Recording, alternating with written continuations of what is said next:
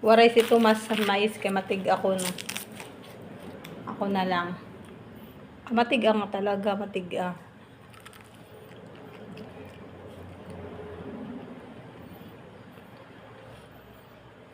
Kailangan mong uyay ng mabuti para madurog ng mais. Salamat sa nag-sponsor sini nga mais.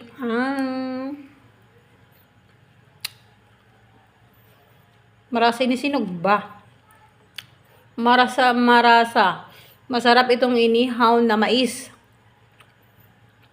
Dati naalala ko pa, nung bata pang tatay ko, mahilig talaga siyang magtanim ng mais. Yan.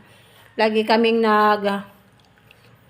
nag-iihaw ng mais sa ilalim ng mga puno nila. Doon kami nag-iihaw ng mais.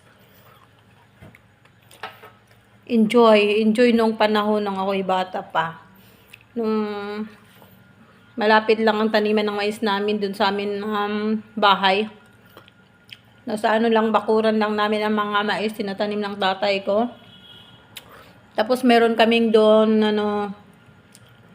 kamalig, bahay kubo.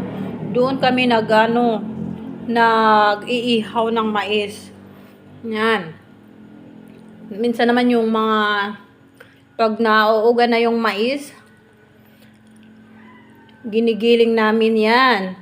At saka, yun ang sinasaing namin. Nilalagyan lang ng mama ko ng kamuti. Ganyan pinong-pino na kamuti din, ihalo mo sa bigas na mais. Sold na dati.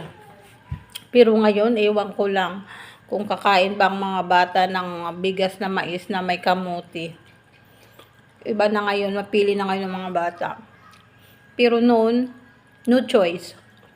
Wala kang magawa.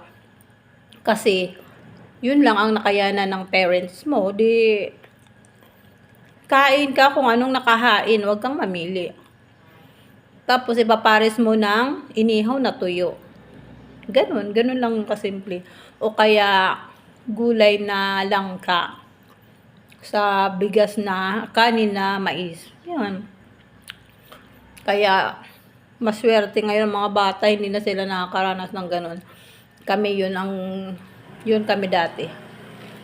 At bago kami makakain noon ng bigas na palay, nako, magbabayo muna, bayo. Hindi pa usang mulinuhan. Tawag ba dun? Basta ganun. Magbabayo ka talaga, magbabayo hanggat malabas yung rice. Ganun kahirap noon. Kaya maswerte kayo ngayong mga bata. Kaya wag kang ngayon mapili sa pagkain. Ito nga, sarap tong mais. Pwede na itong panghapunan.